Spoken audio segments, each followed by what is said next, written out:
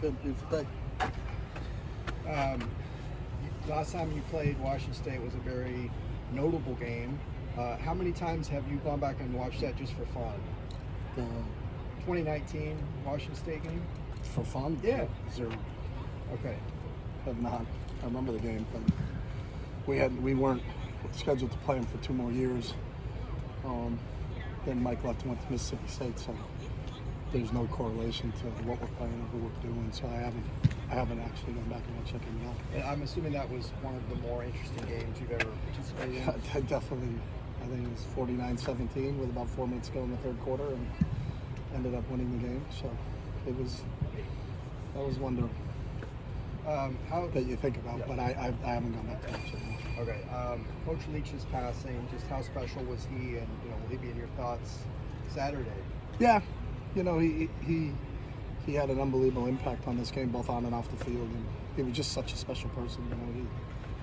He definitely marched to a different beat than most people, and truly entertaining, but really, really intelligent, really smart. Always kind of made you think. Anytime you had a conversation with him, he'd bring up some points, and you're like, oh, I never looked at it that way. He had a great perspective on things. He enjoyed life. He was a special guy. So, and the impact that he had on that program, the impact that he's had at Texas Tech, the impact that he had at Mississippi State. So, and then anybody who worked with him will tell you, it's just, they can all wax eloquently about Mike Leach's stories. So, I was fortunate that I got to know him a little bit through the league, and he was a special guy. What was his legacy on college football? I think really where he pushed the passing game. The impact. Mike's famous for the line of his thought of being balanced isn't run pass. His thought of being balanced is distributing the ball to 5 different eligible players in a balanced fashion. And really that's what he strove to do. So, I think people kind of look at the game a little bit differently. And then I think you look at his coaching tree and all the people linked in, and a bunch of guys that all worked for him and had been with him, and the success that they've gone on to have. So he'll have he had a huge impact on this game. I think people will recognize that for a long time. It sounds like Washington State's going to be without their top receiver, but it looked like their next 3 guys. Which one? Because they're all top receivers. Lincoln Victor, I believe. Yeah, Lincoln's a great player. Kyle Williams is a great player. Josh Kelly is a great player. Hernandez is a good player.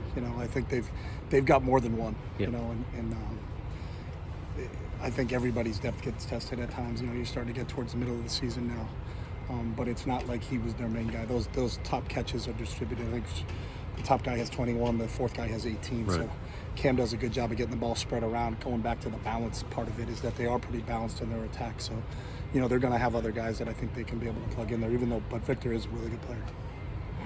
You guys are currently 4 games through the season, but 3rd in points allowed per drive. Last year, 106th at the end of the year. What do you attribute that to, the biggest improvement at this point? Well, I think we're playing well up front. I think our D-line generates a lot of TFLs, and I know we're high in the country in that. We're high in the country in sacks, so I think that productivity of those guys up front is one of it. I think Danton's doing a great job, along with the rest of our coaches, of putting those guys in position to make plays. But it's still early. I think sometimes you can take a subset of comparing a 13-game season to a 4-game season. But I am really happy with how we're playing, especially up front. I know we asked you about it preseason. Danton Lynn, he hadn't called plays before this season. How do you assess the job he's done? I think Danton's done a great job, and really he's poised. I use that word a lot because he is. He doesn't get rattled by any situation. I think he's really level-headed.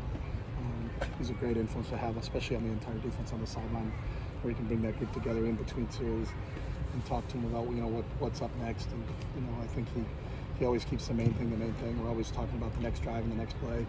And I think the defensive guys have really adopted that philosophy. Carson Ryan splashed quite a bit early in the season. What have you seen out of him so far? Yeah, Carson, and I think he was on track to do that last year. Unfortunately, he got hurt, in that 5th game, or practice up until the 5th game, and couldn't continue to develop. But we were excited. He wasn't full go in the spring, but now he's back. He can do a multitude of things. He's a tight end. He's a running back. He's a fullback. He can catch a ball and run with it. He can block at the point of attack. You can flex him out, and he can cause some mismatches in the past game. So, as he continues to develop, I think his role will expand. 4 games in, are you thinking or looking at like redshirting anybody so that they don't burn that year? Well, we haven't. You got 4 games to play, so none of those guys that would be redshirt candidates played in all 4 of those first games anyway. So, you'll go through. It's when that guy gets to the decision. Like Kamari Ramsey, we ended up redshirting Kamari, but Kamari didn't get to the 4th game until game 11 and 12. And we played him in 11, didn't play him in 12, and then played him in the bowl game. So that decision, it's a 4-game deal, but it's not the first 4 games of the season. It's how many games have they actually played. So there's nobody that's played in the first 4 games that we're not going to play in game 5 because those guys are part of the rotation. But some of those young freshmen that have played a little bit, but they haven't played in all 4 of those games, that's not a decision, at least this week. But every week we look at who's at 3 and is this 4, and who's at 4, and then what do we make a decision on? But we'll make those decisions based on an individual basis.